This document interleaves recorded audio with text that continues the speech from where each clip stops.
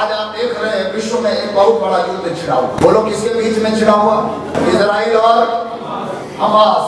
Hamas क्या कहो, सीधा कह लो इजराइल और मुसलमानों के बीच में छिड़ा हुआ है।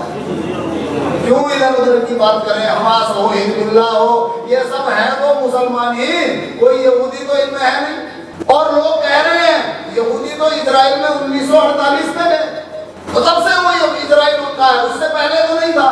उससे पहले तो वहां मुसलमान रहते थे। अरे मुसलमान पहले थे इस सृष्टि में कि यहूदी पहले थे इस सृष्टि में? क्यों यहूदी नहीं थे इजराइल में और मुसलमान आ गए?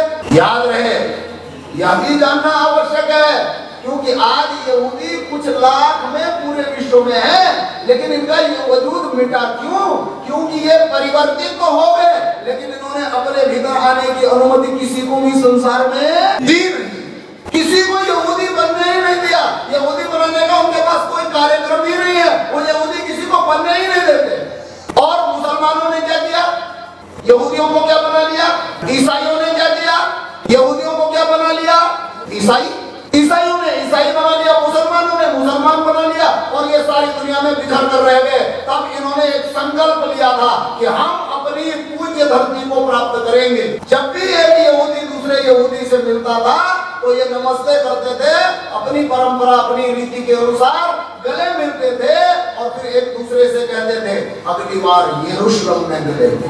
फिर कहीं भीड़ चल पड़ते थे, फिर घूमते घामते 3 साल 4 साल में कहीं भेंट हुई, और फिर एक दूसरे से कहते थे अगली बार यरूशलेम में मिलेंगे। और ये करते करते, और ऐसा नहीं कि इन्होंने मात्र कहा, इन्होंने उसके लिए पुरुषार्थ किया, परिश्रम किया, रात दिन एक किया, और आखिर 1948 में इन्होंने यरूशलेम पर कब्जा कर लिया। 13 देश चारों तरफ से इनको घेर कर खड़े हो गए, लेकिन आज तक इनका कुछ बिगाड़ नहीं पाए। और जब तक ये संगठित हैं तब तक कुछ नहीं बिगाड़ सकते, लेकिन जिस दिन ये असंगठित हो गए, जिस दिन ये आपस में लड़ पड़े, जिस दिन इनके भीतर कोई जातिवाद आ गया, उस दिन इनको मिटने में कुछ क्षण कुछ पल लगे। चारों तरफ से वो जुल्म आतंकवादी खड़े हैं जो रात दिन एक ही सपना देखते हैं कि कैसे इनको हम इजराइल से मिटाएं और कैसे हम इजराइल पर कब्जा करें। और यही स्थिति हमारी है। लेकिन हमने भी एक नारा शुरू कर दिया। क्या नारा शुरू किया? जय आर्यावर्त। और याद रखिए, ये जो जय आर्यावर्त है, अब नहीं तो अगली पीढ़ी में, और उस समय नहीं तो उससे अगली पीढ़ी में, इससे ज्यादा समय भी नहीं लगता। ये भी मत समझिए कि ये